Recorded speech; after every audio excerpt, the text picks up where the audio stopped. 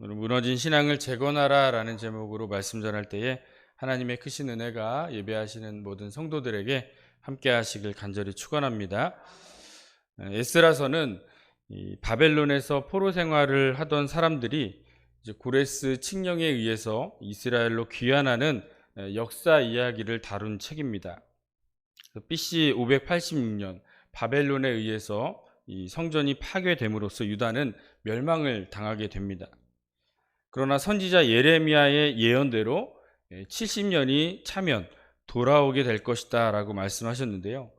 예레미야 29장 10절 말씀 보면 여호와께서 이와 같이 말씀하시니라. 바벨론에서 70년이 차면 내가 너희를 돌보고 나의 선한 말을 너희에게 성취하여 너희를 이곳으로 돌아오게 하리라 라고 말씀하고 있습니다. 그래서 하나님은 예레미야를 통해 70년 동안 포로 생활을 할 것을 말씀하셨고 이 기한이 다 지나면 다시 예루살렘으로 돌아올 것이다 라고 예언하게 하셨습니다. 포로 귀한 백성들에게 역사를 가르치기 위한 이 역대하에서도 마지막에 이렇게 말씀하고 있죠. 바로 앞장에 있는데 역대하 36장 21절입니다. 이에 토지가 황폐하여 땅이 안식년을 누림같이 안식하여 70년을 지냈으니 여호와께서 예레미야의 입으로 하신 말씀이 이루어졌더라. 정말 70년 만에 돌아왔는지를 한번 확인해 보도록 할 텐데요. 예루살렘 멸망이 총 3차례에 걸쳐서 진행이 됩니다. 1차는 BC 606년에, 2차는 BC 597년에, 또 3차는 BC 586년에 이 바벨론 침략이 있었고 이스라엘 백성들은 침략 때마다 바벨론 포로로 끌려가게 됩니다. 그리고 3차 때 이 성전이 무너짐으로써 유다는 완전히 멸망을 당하게 됩니다. 이후 포로 귀환 역시 BC 538년, 458년, 444년 세 차례에 걸쳐서 진행이 되는데요. 1차 포로 귀환이 BC 538년, 오늘 말씀 읽은 내용이죠. 고레스가 이스라엘 백성들을 귀환하도록 이 고레스 칙령이라고 하는데 이 칙령을 내렸고 2년 후인 BC 536년에 이 성전 기초가 놓이게 됩니다. 그리고 20년 후인 BC 516년에 성전이 완공됩니다. 그래서 계산을 해보면 바벨론 1차 침략한 후에 포로로 끌려갔을 때가 BC 606년인데요. 그때부터 이제 고레스 칙령까지 1차 귀환하여서 이 성전 기초가 세워지는 해인 BC 536년으로 이렇게 계산을 하면 70년이 됩니다. 그리고 성전이 멸망되는 마지막 이 3차 침략 때에서부터 이제 성전이 파괴되는 BC 586년이죠. 이렇게 계산해서 성전이 완공되는 BC 516년을 계산하면 이 역시 70년이 된다는 것이죠. 그래서 하나님께서는 말씀하신 대로 또 약속하신 대로 정확하게 이 70년의 포로 생활을 하게 하셨다는 것을 알 수 있습니다. 또 70년의 이 포로 생활은 안식년과도 또 관계가 있는데요. 역대하 36장 21절 살펴봤듯이 이에 토지가 황폐하여 땅이 안식년을 누림같이 안식하여 70년을 지냈으니 70년을 안식년으로 지내게 했다는 거예요. 7일 동안 하루는 안식일을 지키게 하셨고요. 7년 동안 한 해, 1년은 안식년을 지키게 하셨습니다. 그래서 안식년에는 농사를 6년 동안 열심히 지었지만 그 1년만큼은 땅을 쉬게 해야 된다는 것이죠. 그런데 이스라엘 나라 역사 가운데 이 안식년을 지켰다는 내용이 나와 있지 않아요. 다른 율법도 제대로 지키지 않았다면 안식년 역시 제대로 지켜질 리가 없었다는 것이죠. 사사시대도 마찬가지지만 이스라엘 나라가 이제 제대로 시작한 이 BC 1000년 때부터 시작을 하면 나라가 망하는 그 시기가 거의 이제 500년 가까이 된다는 것이죠. 지금까지 지켜지지 않았던 안식년을 계산하면 이 490년, 7로 나누면 70년이라는 그 안식년을 안 지켰다라는 것을 확인할 수 있습니다. 그래서 지금까지 지키지 않았던 안식년, 이 70년을 강제로 이 포로 생활을 하게 하는 가운데 땅이 쉬는 이 땅의 안식년을 갖게 하셨다는 것을 알 수 있습니다. 이렇게 하나님께서 말씀하신 대로 또 약속하신 대로 지키시고 또 이루시는 분이신 줄 믿으시기 바랍니다. 또 70년의 포로 생활은 하나님께서 이스라엘 백성들을 교육하는 시간이기도 하였는데요. 몇 가지 이렇게 정리를 하면 이들이 바벨론 포로 생활을 통해 배운 것이 있는데요. 첫 번째, 이 우상들, 이방의 신들은 아무것도 아니라는 것을 깨닫게 됩니다. 지금까지 이스라엘 백성들은 하나님을 섬기면서도 수많은 우상을 숭배하였습니다. 포로 귀환 이후에는 우상 숭배가 사라졌습니다. 두 번째, 자기들이 섬기는 여호와 하나님이 진짜 신이라는 사실을 알게 됩니다. 세계 강대국 왕들이 하나님께 막 패배하고 그분 명령에 순종하고 엎드리는 것을 보았기 때문이죠. 세 번째로, 여호와 하나님이 자기 민족만이 아니라 이 세상 나라 전체를 통치하시는 하늘의 하나님을 깨닫게 됩니다. 자기들이 무시했던 이스라엘의 하나님이 세계사를 주관하신다는 이 하늘의 하나님이라는 사실을 알게 된 것이죠. 네 번째, 그들에게 주신 하나님의 말씀, 성경이 얼마나 중요한지를 깨닫게 됩니다. 그래서 포로 귀환 이후에 모세오경, 예언서, 시가서 이런 성경들이 찾아져서 잘 정리가 되었던 것이죠. 마지막으로 하나님의 예언의 말씀이 맞았고 또 자기들의 죄와 조상들의 죄가 크다는 사실을 깨닫게 됩니다. 정말 예언서의 내용들을 보니까 정말 하나님의 말씀대로 진행이 된 것이고 나라가 망한 것은 이스라엘의 죄악이 컸기 때문이었다라는 것을 알게 된 것이죠. 이렇게 바벨론 포로 생활은 아픔과 또 고통의 그러한 시간들이었지만 우상을 숭배하고 타락한 이스라엘 백성들이 하나님 앞에 다시 돌아오고 또 회개하며 신앙을 회복하는 그런 기회가 되었다는 것을 알 수 있습니다. 그래서 오늘부터 포로 귀환의 역사를 기록한 이 에스라를 살펴보게 될 텐데요. 그들의 무너진 신앙을 어떻게 회복하고 또 재건해 나가는지를 우리가 살펴보면서 우리 가운데 무너지고 부서진 신앙의 모습은 없는지 되돌아보는 시간 되길 원합니다. 그리고 그들이 신앙을 회복하는 과정을 통해 우리의 무너진 신앙도 온전히 세워나가는 귀한 시간이 되시기를 간절히 축원합니다.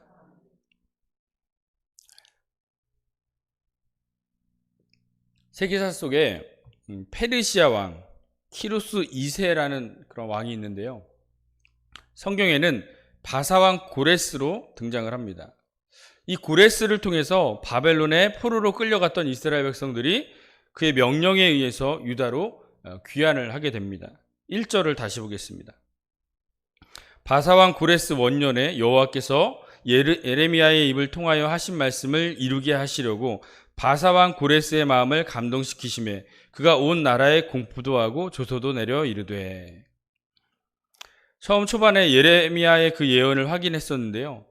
포로 귀환 100년 전에 예레미야에 의해서 예언된 말씀이었습니다. 그런데 예레미야보다 더 앞선 사람, 100년 전 사람인 이사야를 통해서 이미 또 예언을 하였는데요. 이사야 44장 28절입니다. 고레스에 대하여는 이르기를 내 목자라 그가 나의 모든 기쁨을 성취하리라 하며 예루살렘에 대하여는 이르기를 중건되리라 하며 성전에 대하여는 내 기초가 놓여지리라 하는 자니라. 예레미야는 100년 전에, 이사야는 그 100년 전에, 200년 전에 예언했던 인물입니다. 그런데 여기 고레스라는 이름이 기록되어져 있어요. 200년 후의 사람의 이름이 이미 기록이 되어 있다는 거예요. 신기하지 않습니까? 그래서 예언서를 통해 확인한 이 포로 귀한 백성들 역시 너무나 신기하고 놀라웠을 것입니다. 자기의 그 조상들이 섬기는 하나님께서 이미 예언자들을 통해서 예언하신 말씀대로 역사가 이루어져 간다는 사실에 너무나 놀랐을 것입니다. 또한 당시 바벨론을 멸망시키고 또 세계 패권을 쥐고 있는 이 페르시아 제국, 그 나라의 왕이 어떻게 공포하고 조소를 내립니까? 우리 그냥 성경이니까 뭐 그렇게 읽어내지만 이게 세계 역사의 왕이 이렇게 말했다는 것은 놀라운 일이죠. 다시 2절, 3절을 보겠습니다. 바사왕 고레스는 말하노니 하늘의 하나님 여호와께서 세상 모든 나라를 내게 주셨고 나에게 명령하사 유다 예루살렘의 성전을 건축하라 하셨나니 이스라엘의 하나님은 참 신이시라. 너희 중에 그의 백성된 자는 다 유다 예루살렘으로 올라가서 이스라엘의 하나님 여호와의 성전을 건축하라. 그는 예루살렘에 계신 하나님이시라. 제국의 왕인 이 고레스가 하늘의 하나님 여호와라고 이렇게 고백을 합니다. 이스라엘의 하나님이 참신이라고 고백을 해요. 그래서 그분의 명령을 따라서 포로들을 귀환하게 하고 하나님을 위한 성전을 건축하라라고 이 고레스가 명령을 한 것이죠. 사실 그동안 이스라엘의 그 백성들의 모습들이 어떠했습니까? 여호와 하나님을 얼마나 무시했습니까? 근데 당시 신적인 존재인 이 제국의 왕이 그러한 하나님 밑에 있고 또 그분의 명령에 순종하고 있다니 너무나 놀랍고 또 어리둥절했을 것입니다. 여기서 눈여겨볼 표현이 하늘의 하나님인데요. 하늘의 하나님. 하나님은 아브라함을 택하시고 이스라엘 나라를 세우셨습니다. 그리고 이스라엘의 하나님이 되어 주셨습니다. 그럼에도 이스라엘은 하나님을 무시하죠. 하나님을 떠나고 죄악을 저지르고 우상을 숭배하였습니다. 결국 나라가 멸망된 후 보니까 자기들이 그토록 무시하던 이스라엘의 하나님이 온 세상을 주관하시는 하나님, 하늘의 하나님이신 것을 비로소 깨달은 것이죠. 예를 들면 이런 분위기예요. 어떤 아이가 이 아버지 말도 안 듣고 대들고 또 버릇없게 못되게 굴었습니다. 그런 아들이 아버지 회사에 처음으로 가게 되었는데요. 건물은 막 엄청나게 크고 아버지가 차에서 내리자 양복을 입고 덩치가 큰 이 많은 아저씨들이 아버지에게 90도로 인사를 하면서 안녕하십니까 회장님? 예, 이렇게 인사를 하는 거예요. 회사 안으로 들어가니까 이 지나가는 사람들이 모두 아버지를 보고 깍듯이 인사를 하는 것을 봅니다. 이 아들은 어떤 마음이겠습니까? 지금까지 아버지에게 버릇없게 굴었던 이 아들이 아버지를 어떻게 보겠습니까? 더 버릇없게 굴겠습니까? 내가 함부로 대하던 이 아빠가 이렇게 대단한 분이구나 라는 것을 깨닫고 놀라게 되는 것이죠. 이런 상황이 바로 바벨론 포로 귀환 공동체의 상황이었다라는 것이죠. 내 민족의 신, 근데 다른 나라에게 멸망당하는 나약한 나라, 이스라엘의 하나님, 나약한 신으로만 생각을 했는데 그분 앞에 제국의 왕이 엎드리고 그분의 명령에 순종하는 이 왕들을 보면서 우리 하나님은 세상을 주관하시는 하늘의 하나님이시구나라는 것을 그들이 깨닫게 되었다라는 것이죠. 바로 그 하나님이 온 우주 만물을 창조하시고 이 세상을 주관하시는 이 하늘의 하나님 여호와께서 바로 나의 하나님이신 줄 믿으시기 바랍니다.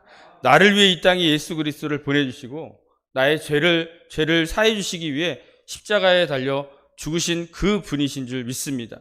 또 그분이 나와 함께 하시고 또 영원히 함께 하시겠다 약속하신 분이신 줄 믿습니다. 또 그분의 영원한 나라를 예비하여 우리를 인도하시는 분이신 줄 믿으시기 바랍니다. 그래서 하나님은 이 고레스를 통해 이 포로들을 귀환시킨 것뿐만 아니라 이 성전을 건축하게 하셨는데요.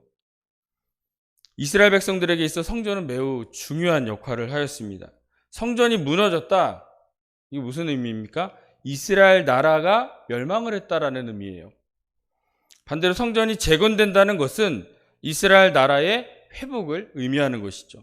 더 나아가 무너진 성전이 재건된다는 것은 이 하나님에 대한 신앙이 회복된다라는 것을 의미하고 있는 것입니다. 그래서 고레스 칙령이 선포된 후에 성전을 재건하기 위해 또 무너진 신앙을 회복하기 위해서 마음에 감동된 사람들이 움직이기 시작하는데요. 우리 5절을 보겠습니다. 5절 시작. 이에 유다와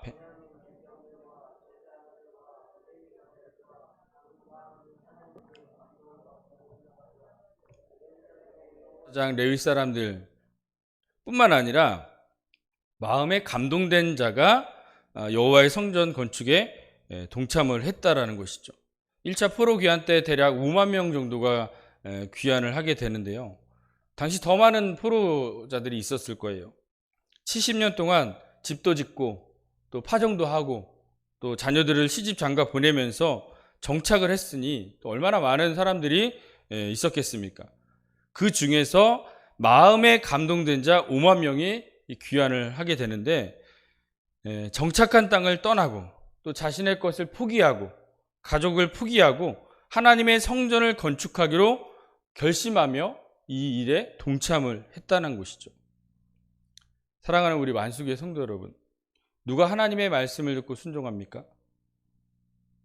어떤 사람이 신앙을 회복하고 또 주님의 사역을 감당할 수 있습니까? 바로 이 마음에 감동된 자들인 줄 믿습니다. 하나님의 말씀을 들을 때에 바로 이것이 나에게 하시는 말씀이라고 듣는 이 마음이 움직이는 사람이 바로 하나님의 일을 하게 될 줄 믿습니다. 그 사람을 통해 주님의 사역을 맡겨주시고 그러한 사람을 통해서 하나님의 역사가 이루어지게 된다는 사실을 기억하시기 바랍니다. 그래서 오늘 말씀을 통해서 우리 가운데 있는 무너진 성전이 있는지 되돌아보는 시간이 되었으면 좋겠습니다. 그리고 오늘 말씀을 듣고 내 마음에 감동이 있으시기를 바랍니다. 그 마음의 감동을 받아서 무너진 성전을 재건하는 일에 동참자가 되시기를 바랍니다. 이 말씀을 붙들고 무너지고 부서진 내 성전, 내 신앙을 회복해 나가시기를 바랍니다.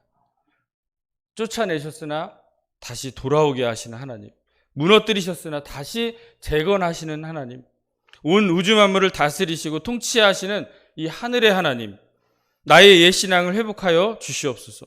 무너진 나의 신앙을 재건하여 주시옵소서. 이 믿음의 고백으로 주님 앞에 나아가시고 여러분들 끝까지 믿음으로 승리하시는 저와 여러분 되시기를 간절히 축원합니다.